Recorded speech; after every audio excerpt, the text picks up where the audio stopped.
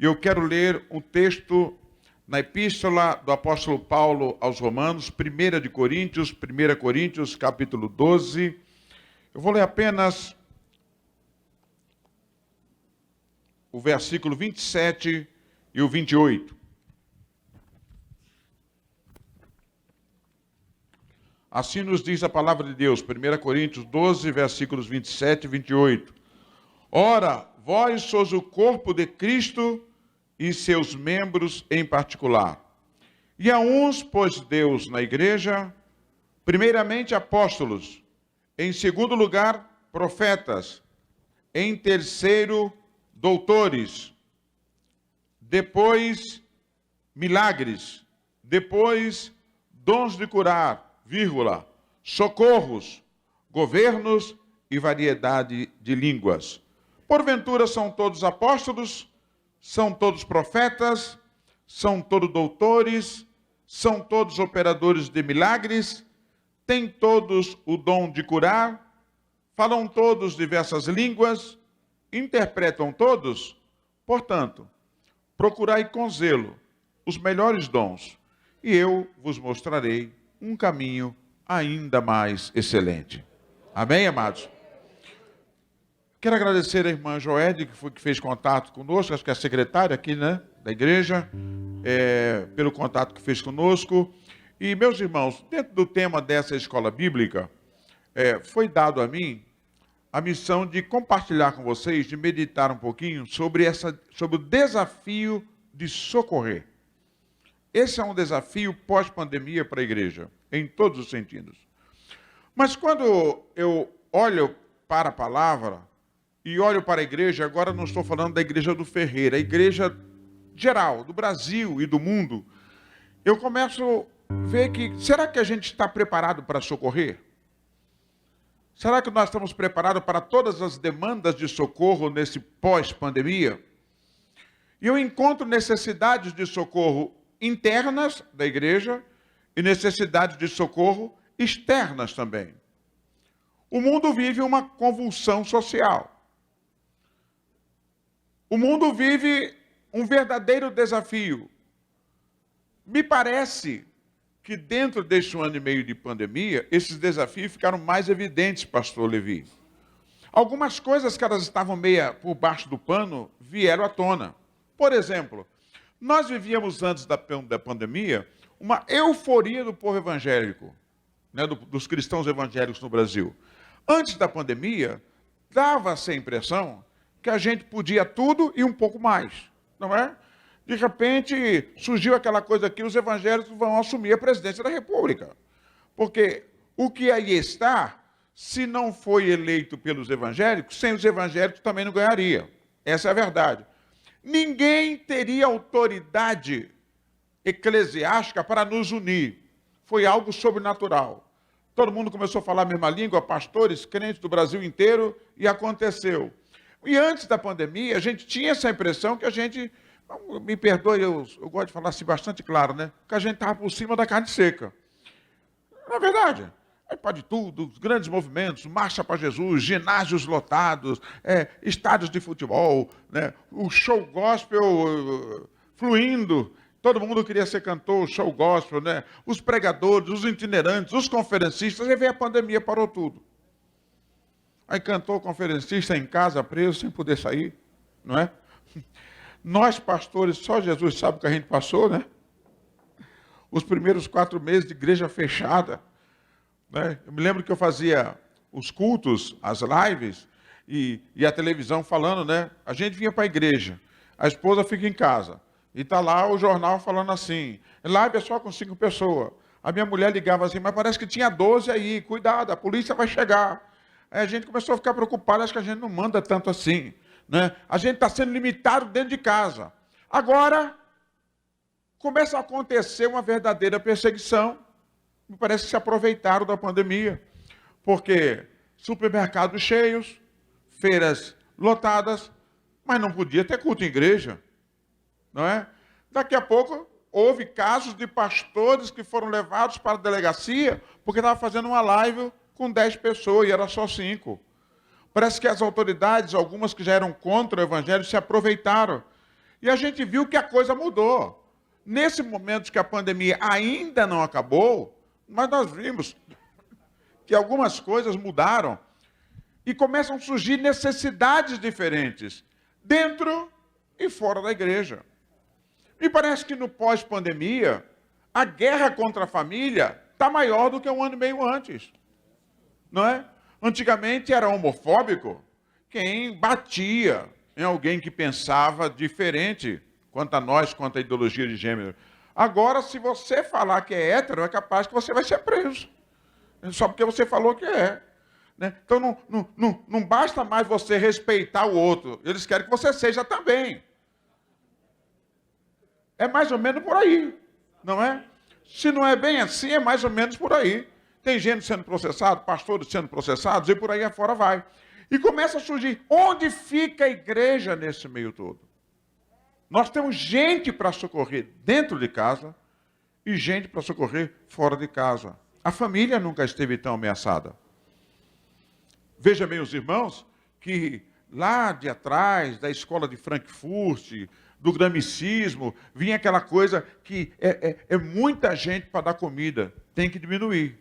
Aí começou aquela coisa, a pílula anticoncepcional, daqui a pouco o movimento pró-abortista, daqui a pouco as mulheres, que são maioria, sempre foram e continuam sendo. Na década de 60 elas precisam ter autonomia, elas têm que estudar, beleza. Ótimo, é necessário, a gente quer isso mesmo. Mas daqui a pouco tinha que ter emprego para as mulheres também. Mas daqui a pouco as mulheres tinham que ganhar igual os homens também. Normal, as mulheres merecem. Só que tinha um problema.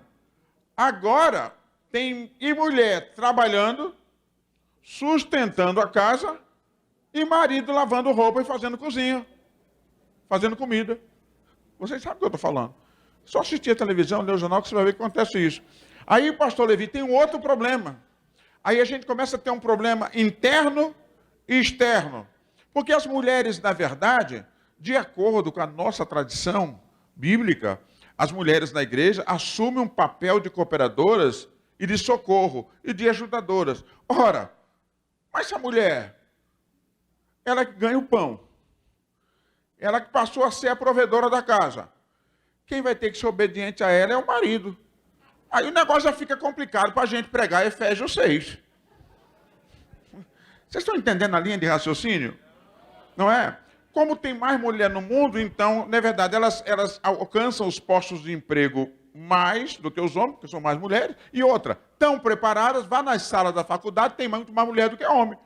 Então a gente está vendo que aquele movimento lá de trás começa a obedecer, a surtir efeito. E no quesito família, preste atenção, não é? Eu falei, pílulas anticoncepcionais. Depois, movimento abortista. Aí depois vem o movimento homossexual, que primeiro era a questão de a gente apenas respeitar.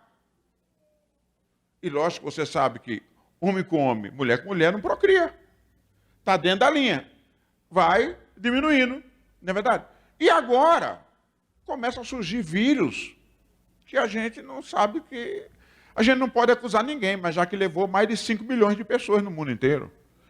E já se ouve falar de uma outra onda que está vindo aí já.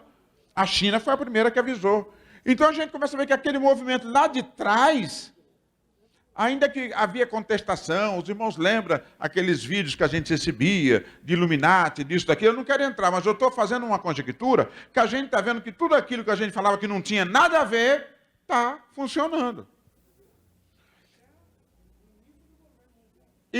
O início do governo mundial, não é? Tudo que é contra a submissão, tudo que é contra a cooperação, tudo que é contra você. Hoje você tem que abrir para todo mundo pensar. E o que está acontecendo? Pastor, o que tem a ver a igreja com isso? Tudo. Porque a igreja é de Deus, mas ela é feita por gente, por homens. Já há pastores que depois de 2000 anos do evangelho, estão defendendo a atualização da Bíblia. Ou vocês não ouviram isso aqui?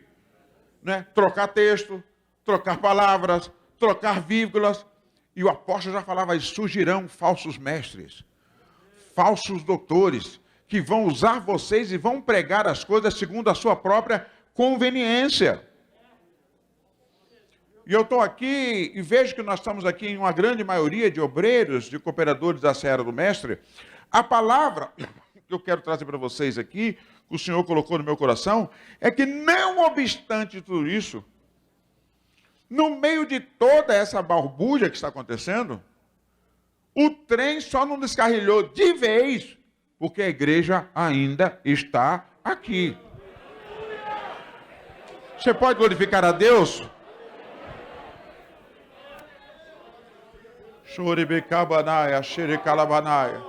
E nesta manhã de domingo aqui na igreja do Ferreira, eu quero dizer para vocês uma coisa: nós temos uma grande responsabilidade. Não dá tempo mais de brincar de ser crente.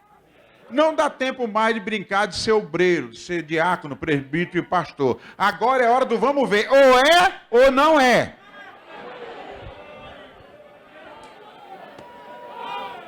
Ou é ou não é. O Brasil já experimentou a liberdade total. O Brasil já experimentou a liberdade total.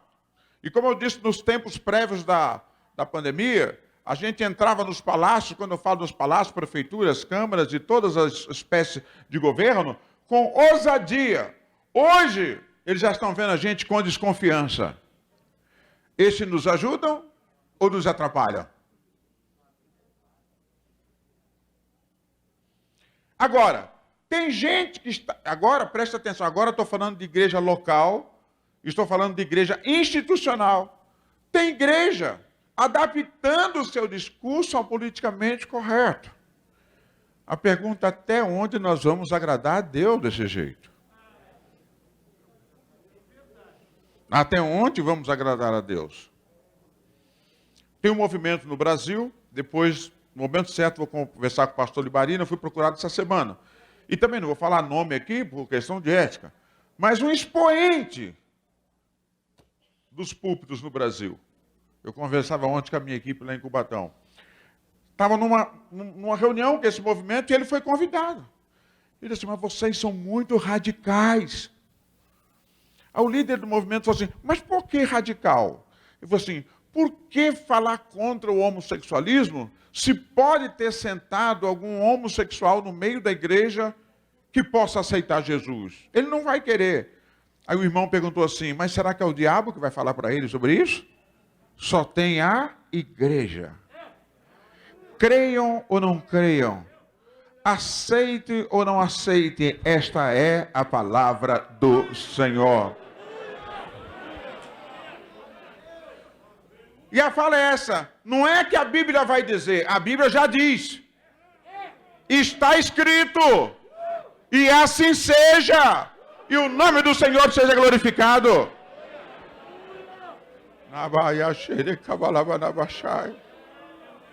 Aí a gente canta, né, irmão, assim: ah, como é bom lembrar da fogueira ardendo. E os nossos irmãos... E se nós for para a fogueira? Essa é a pergunta. Ou a gente vai fugir pela porta dos fundos? Eu não estou dizendo que vai arder a fogueira literalmente, mas que o negócio está apertando, tá. E aí, meus amados, a igreja precisa surgir. Eu li esse texto porque quando a gente fala aqui de uns foram chamados para apóstolos, evangelistas, pastores, dons de curar, quem não quer? Mas ele fala um negócio aqui de um chamado para socorro. Diga comigo: socorro.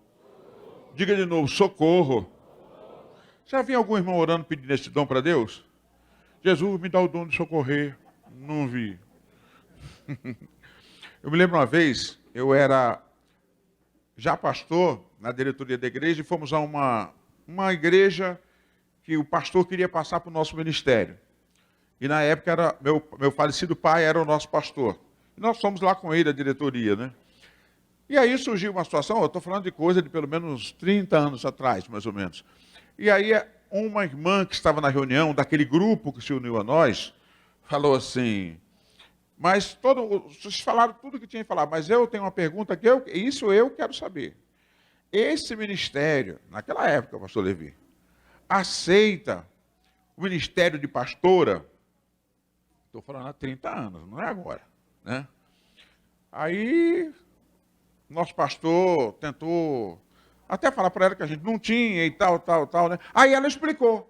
Foi porque eu fui escolhida no ventre da minha mãe, profetizada pelos santos profetas ao nascer, ungida pelo Espírito Santo no dia que fui batizado. Só que o homem não está reconhecendo. Aí eu falei assim, o homem está grande. Deus escolheu, foi profetizado, foi ungido, o homem não reconheceu. Porque, na verdade, ela não queria saber de trabalho, ela queria saber se ela ia ter o título. Eu estou falando de 30 anos. Irmão, e hoje, uma reunião como essa, a pergunta, quem é que vai socorrer? Quem é que vai socorrer as famílias? Quem é que vai socorrer os doentes? Quem é que vai socorrer os necessitados? Quem é que vai atender as necessidades dos ministérios? Não só aquelas, porque, irmão, eu estou pregando aqui, qualquer um de vocês que estão na minha retaguarda poderia pregar. Mas não tem, em cada culto é um que prega. O pastor presidente da igreja é só um, não tem todos, é um que só. Isso não quer dizer que os outros vão ficar de braços cruzados. Alguém tem que fazer alguma coisa. Tem alguém entendendo aqui? Uns foram chamados para apóstolos, outros foram chamados para pregadores, pastores, doutores, mestres. Outros, dons de curar, são tantos que falam dons de curar. Né? Ele é meio obscuro. Por isso que a gente não pode ser muito radical. Tem irmão que ora baixinho e o outro é curado. Tem um outro que põe a mão e a pessoa é curada. Né? Na Bíblia foi assim. Teve gente que foi curada com pasta de figo. Teve gente que Jesus olhou e falou assim, seja curado, amém. Teve gente que ele pôs a mão no olho e ficou curado. E teve gente que ele passou lama no olho e falou, vai e te lava no tanque de Siloé. Então, dons de curar. Cada um é do jeito. Mas o meu problema hoje, aqui na manhã, segundo o tema que foi me passado, é quem é que quer o dom de socorrer. O dom de socorrer, Bruno, não dá status. O dom de socorrer, eu nunca vi assim, Igreja Evangélica, Assembleia de Deus, Ministério do Cubatão, Bruno dos Santos, socorrista. Eu já vi assim, conferencista internacional. Né? O irmão faz uma viagem para o Paraguai, né? Traz lá uns 20 relógios para vencer, vai num culto lá, dá uma saudação e ele volta com um cartãozinho de conferencista internacional. Isso todo mundo quer. Mas quem vai socorrer o necessitado?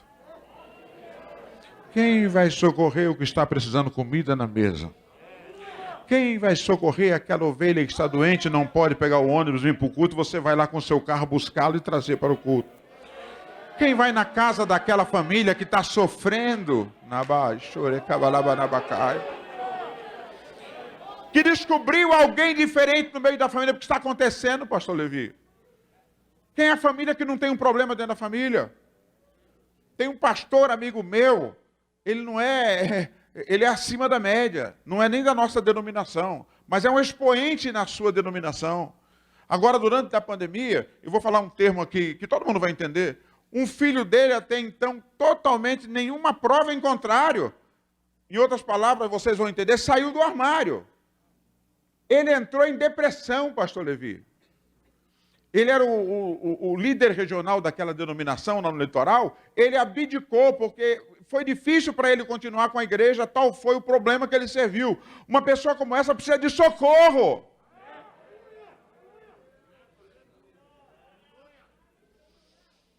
Pregou em tantos púlpitos, abençoou tantas pessoas, agora ele está em casa precisando de alguém que vá lá dar uma palavra. Alguém que levante a mão, amiga.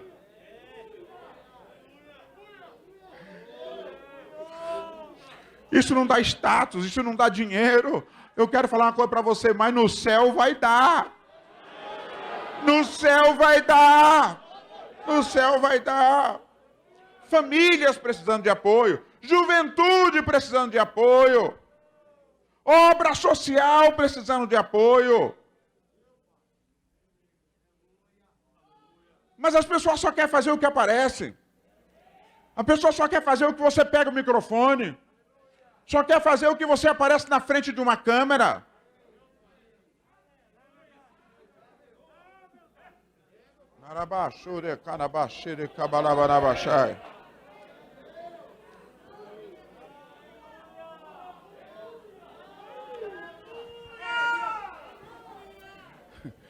Graças a Deus aqui no Ferreira não deve ter isso não, mas já tem igreja que o pessoal vai lá na comunicação. Estou chateado, apareceu todo mundo, apareceu o coral, mas a câmera não parou em mim nenhuma vez. Não estou gostando, agora o culto é filmado e é transmitido, nunca parou no meu trompete.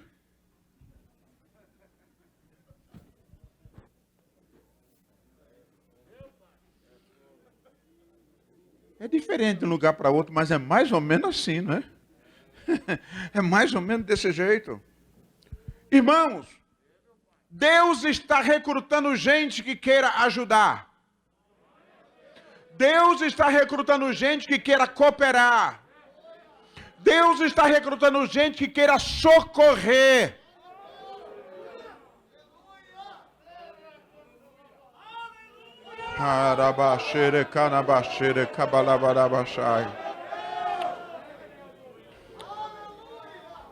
Passamos aí 1 ano e meio, os primeiros 6 meses terríveis. Pastor Levi, participamos de algumas lives, de algumas reuniões virtuais aí. Os pastores falavam. Eu vi pastores falando assim, pastor, estou cansado. Eu estou pregando faz 7 dias consecutivos. Mas cadê os teus obreiros? Subiu tudo, pastor. Subiu todo mundo. Mas eles estão em casa, enterrados? Não, a gente encontra com eles na feira, no supermercado, mas eles acham que o vírus está morando na igreja. Estou falando de quem? Estou falando de obreiro. Eu estou vendo que isso aqui hoje é uma reunião de obreiro, a escola bíblica é de obreiro. Não é? Ainda no meio dos crentes a gente tolera algum mimimi, mas no meio do obreiro vai ficar complicada a coisa. Não pode contar, não pode contar por quê? Mas irmão, você é presbítero, você é diácono, você é pastor. Não, irmão, meu filho, a minha mulher, pastor, estou mudando de emprego. Pastor, quando não tem mais o que falar, fala assim, meu papagaio amanheceu gripado. Como diria um apresentador de televisão, me ajuda aí, irmão. Me ajuda aí, irmão. Eu fiz cultos, não vou dizer que foi marido, mas teve dia que aconteceu, na pandemia. Eu tenho companheiros aqui que eu fiz culto com a equipe de filmagem. Falei, pastor, como é que vai ser? Vai ser vocês hoje. Sai da câmara e vem orar. Deixa o teclado, larga o violão e vem cantar. Fulano, hoje é você que vai pregar. Sai da ilha de edição e vem pregar aqui. Deus começou a mudar.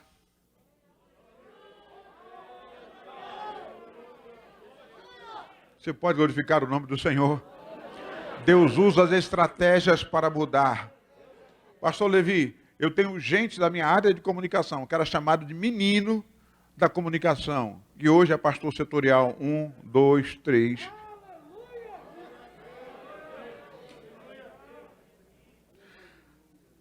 Meus irmãos, onde fica a igreja nesse tempo? Alguém disse, pastor, mas eu tenho um sonho. Eu tenho um sonho de pregar, de cantar, de louvar, de gravar qualquer coisa. Meu irmão, deixa eu falar uma coisa para você. Os grandes nomes na Bíblia, eu falei que eu ia ser sucinto e vou ser sucinto. Certo? Eu quero lembrar de Moisés. Quando a gente fala de Moisés, a gente lembra logo no segundo plano de Josué. A gente não consegue ver Moisés sem Josué. Né? E quando a gente fala de Josué, lembra do professor Moisés. Mas você lembra que Israel esteve na guerra? E Moisés já estava cansado. Enquanto Josué levantava as mãos, o guerreiro ganhava todas lá embaixo. Tinha que ter Josué? Tinha. Mas para Josué vencer, tinha que ter Moisés. Mas escute aqui. A mão de Moisés, porque ele já estava velho, ele estava cansado e com as mãos pesadas, arriavam. E Josué começava a perder a guerra. Aí vinha 2 irmãos, que não estava na diretoria, que não era do ministério, que não pegava microfone, um de cada lado.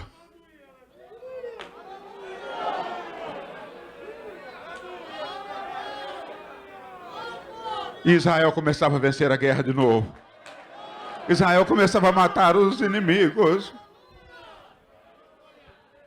Me ajude, fale com essa pessoa do seu lado. E se Deus te chamar para ser Arão ou Ur?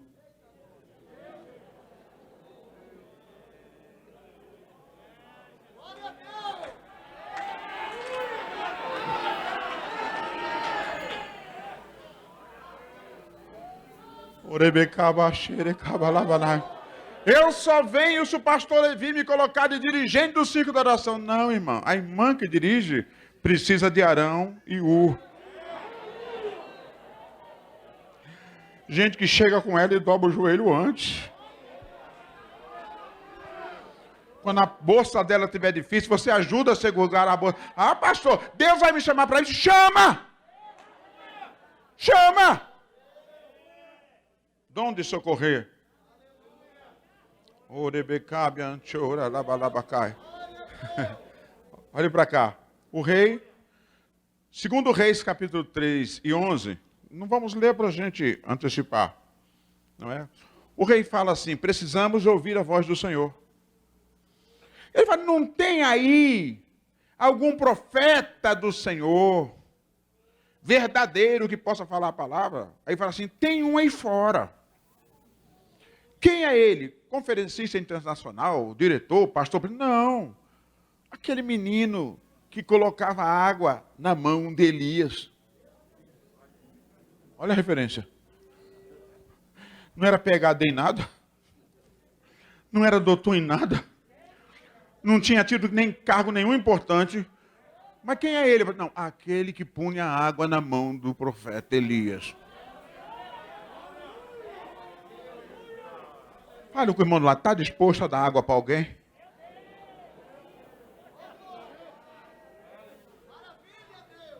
Eu já ouvi nessa minha caminhada de 62 anos de idade, nascido no Evangelho, alguém falar para pastor, pastor, eu tenho mais na minha vida.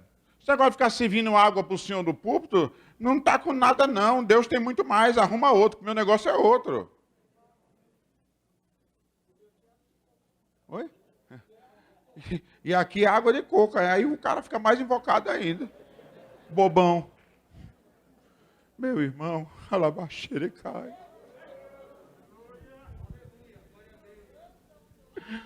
Ele entrou no palácio para profetizar, e a referência do que ele tinha feito é que ele dava água para o profeta.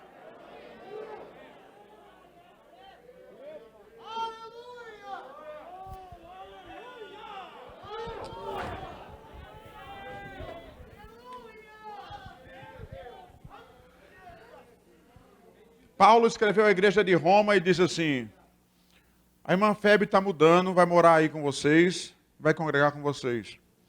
Eu tenho uma informação para vocês, ela não é qualquer uma. Ela aqui ajuda o povo de Deus. A gente chega da cidade, a gente não tem nem casa para morar, a gente vai ficar morando na casa dela. E Paulo fala assim, eu mesmo precisei dessa ajuda, e ela abriu a porta de casa e me ajudou. Ela é uma crente sincera. Ela é uma crente fiel. Ela é uma crente verdadeira. Aí surge aquele versículo que a gente usa nas cartas de recomendação. Por isso eu peço, eu suplico que a recebais no Senhor, como usam fazer os santos. Qual era o cargo de Febe? Apóstola? Não. Conferencista? Não. Presbítera? Não. O cargo de Febe era socorrer os obreiros. Já chegou? Não tem hotel, não, manda ela para casa. A gente põe água no feijão, vai ter comida para ele. Tem um quartinho do profeta lá, aleluia.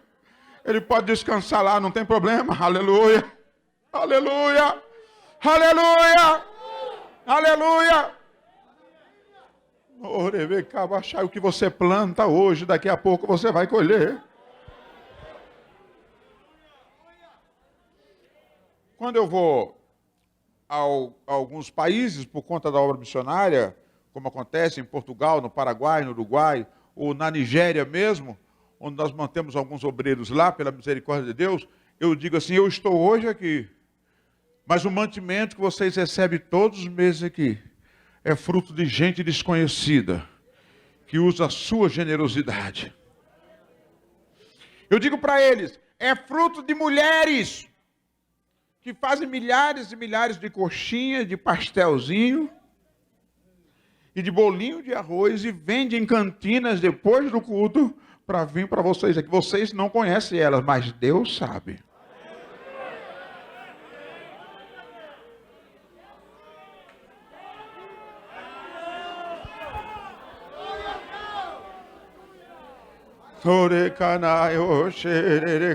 Agora há pouco, o pastor falou aqui que tem irmãs lá na alimentação. Nós não somos mais importantes do que elas. Nós estamos aqui, eu estou pregando aqui, está todo mundo me vendo, está sendo gravado, nós estamos aqui em cima do púlpito, elas estão lá na cozinha, ninguém está vendo. De acordo com a Bíblia, o galardão delas é maior do que o nosso. Foi Jesus que falou que faz com a mão, a outra não vê, porque se a outra vê, já ficou aqui o galardão. Agora, se ninguém vê, eu pago. Diz para o irmão do seu lado, Jesus paga e paga bem. Jesus paga e paga bem. E agora eu vou falar, e quanto mais as pessoas não veem, maior é o galardão no céu.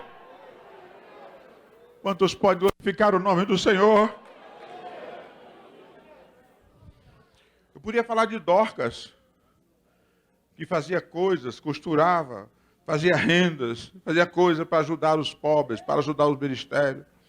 As mulheres, amados, no ministério de Jesus, não é? Eram 12 que Jesus chamou para estar com ele, não é? Mas a Bíblia não fala de homem ajudando o ministério de Jesus com os seus trabalhos. Fala que tinha muitas mulheres. Está escrito.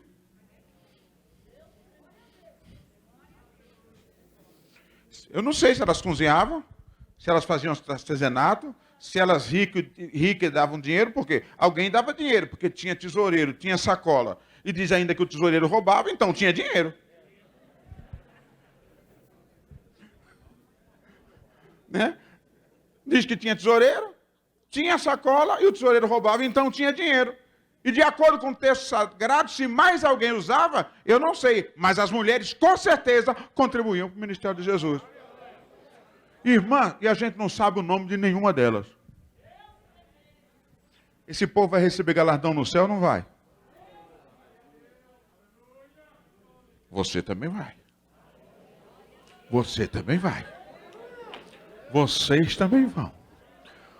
Os obreiros que fizeram com sociedade também vão receber.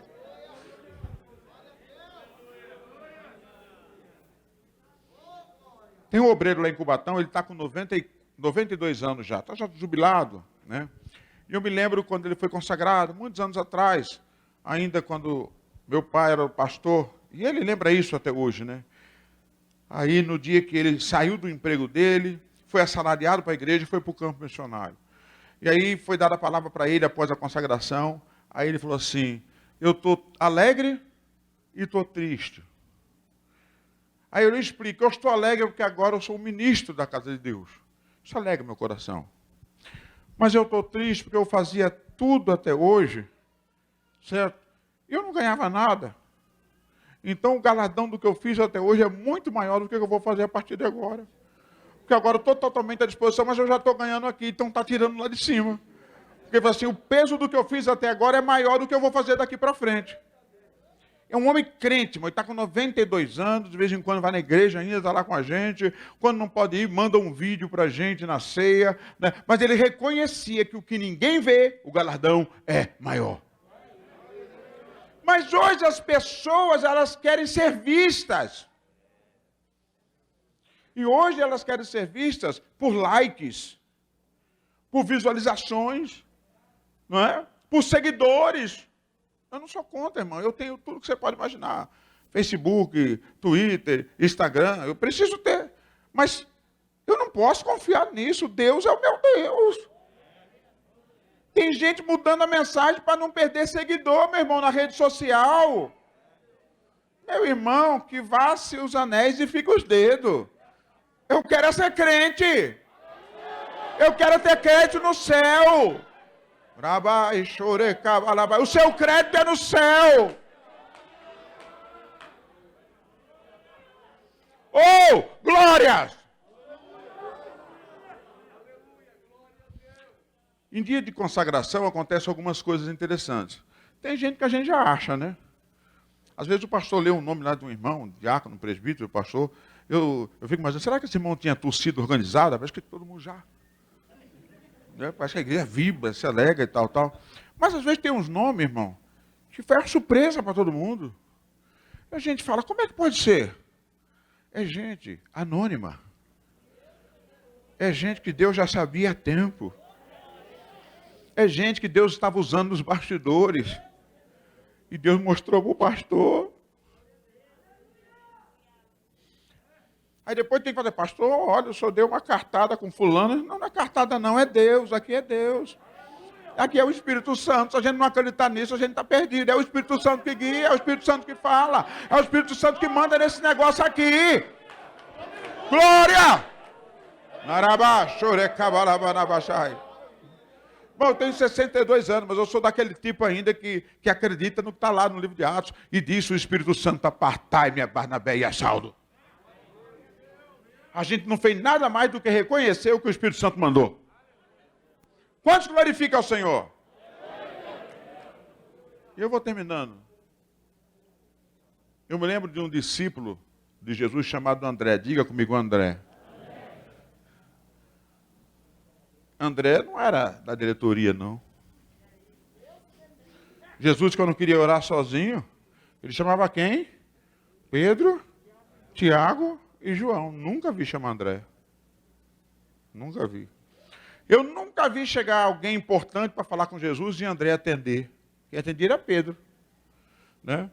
Quando alguém fazia uma pergunta difícil, quem se atrevia a responder acertando ou errando era Pedro. Nunca André.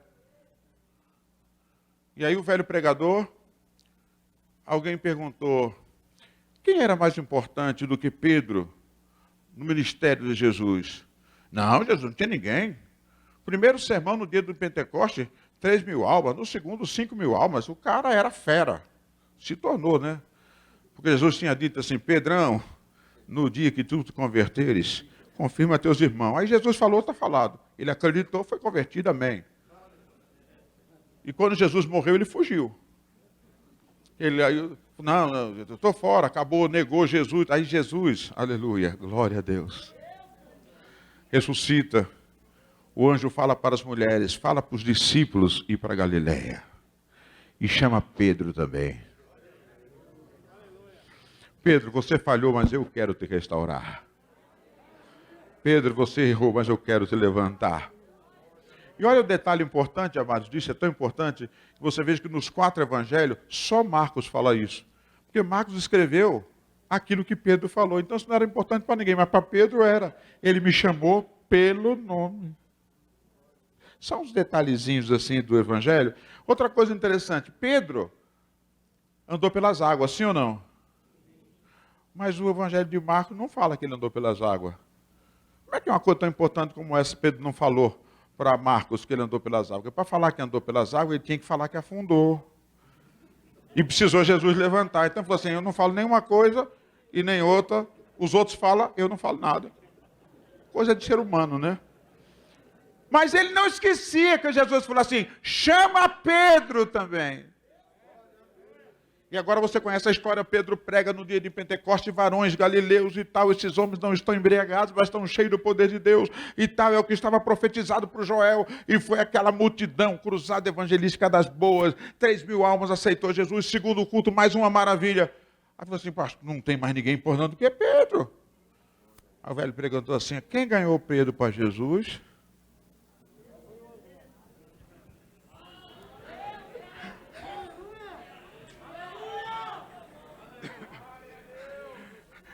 Quem matou a charada aí, pode dar uma glória a Deus? Ele disse assim, o evangelho é um marketing multinível. Eu ganho pelo que eu faço, E aqueles que eu ganhei, eu tenho participação em tudo que eles fazem. Às vezes você não é um grande pregador, mas você ganha uma pessoa para Jesus, ele se torna um pregador. E o galardão dele é seu também. O galardão dele é seu também. A irmã está na cozinha cozinhando, o irmão está sentando tijolo lá, ninguém dá nada por ele. Mas ele tem galardão daquele que está pregando, daquele que está ensinando, daquele que está fazendo a obra, daquele que é missionário. Ele está junto! Pedro foi chamado, André foi chamado de o apóstolo dos bastidores, pastor Levi. Por que o apóstolo dos bastidores? Primeiro, que ele era discípulo de João. E João falava que ele anunciava o Cristo. E quando Jesus apareceu, João falou assim, eis aí o Cordeiro de Deus que tira o pecado. Aí André falou assim, vou com ele. João, beleza, foi muito bom trabalhar contigo. Glória a Deus, aleluia, mas chegou aquele que você falou, eu vou com ele. Você admitiu que estou com ele. Aí ele vai e chama André. Chama Pedro. Pedro, achamos o Messias. Quem é o João? Não, é aquele que João falava. Aí ele pega Pedro pela mão. Com licença, meu amado. Vou te levar. Esse aqui é o que eu falei.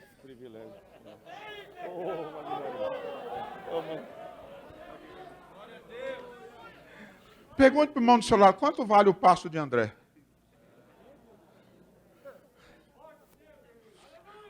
Quanto vale o passo de André? Aquela alma que você trouxe lá que ninguém dava nada, que não era nada, bêbado, drogado, prostituta. Você trouxe, aceitou Jesus, você está chateado agora porque Deus fez ele grande? Você tem participação. Porque você socorreu, porque você ajudou. Para terminar, a gente não vê André orando com Jesus. A gente não vê André no monte da transfiguração. Mas Jesus tinha 5.000 homens para alimentar, fora mulheres e crianças. Jesus fala para os bambambam, né? Para os líderes, para o tesoureiro, para o Pedro, dá de comer para a multidão. Não, Jesus, o que está acontecendo? O senhor está ruim da cabeça? Não tem dinheiro. Mas ainda que o senhor fizer surgir dinheiro, não tem padaria, mas para comprar pão essa hora. Dai voz de comer à multidão. A Bíblia não diz que Pedro, nem Tiago, nem João, nem nenhum deles foi atrás de ninguém. Mas André saiu no meio da multidão. Tem alguma coisa aí, meu filho? Não tem nada. Tem uma marmitinha aí, uma quentinha? Não tem nada. Meu filho, não, eu estou com uma merendinha aqui. Mamãe fez aqui uma lancheira, né? Aquele tempo, lancheira, né? Tem aqui 5 pães e 2 peixinhos, porque eu não sabia que hora que ia acabar. É você mesmo, meu filho, vamos lá.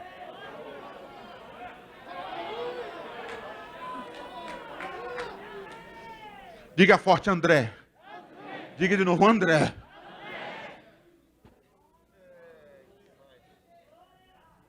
Você só ouve falar de André quando ele levou Pedro a Jesus e quando ele achou o menino com 5 pães e 2 peixinhos. Você não vê mais falar nada de André. Será que tem alguma coisa no céu para André?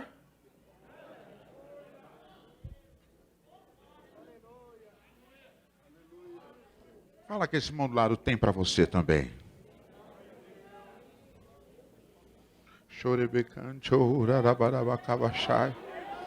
Deus está restaurando nessa última hora o ministério de socorro.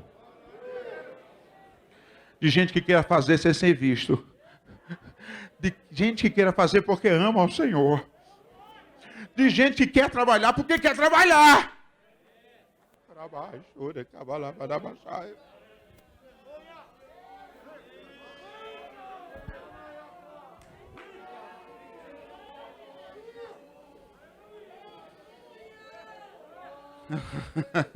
Eu não sou pastor da igreja. E esse ensinamento ele dá e dá muito bem. Mas orientado pelo Espírito Santo, vou falar uma coisa para você aqui, vou dar uma experiência que aconteceu comigo ontem. Há um jovem na nossa igreja, os companheiros estão comigo aqui que conhecem, porque são de Ética, não compensa falar o nome. Um menino tem 18 anos e ele é um pregador do Evangelho. Tem pregado nas nossas congregações, tem pregado até fora, em São Paulo, trabalho de jovens, trabalho de adolescentes, tem sido uma bênção. Mas eu disse para ele, meu filho, você precisa conhecer igreja.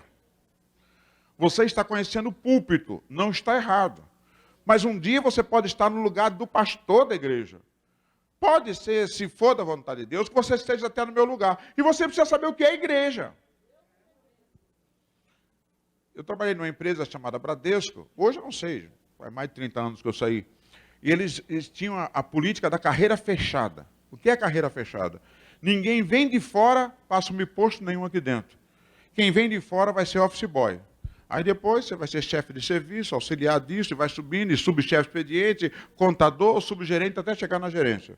E a gente falava, quando a gente chegava na gerência, estava mais próximo de ser mandado embora, porque não tinha mais o que fazer. Mas para entrar, tinha que entrar de office boy. Porque quando você mandasse, você sabia o que estava mandando.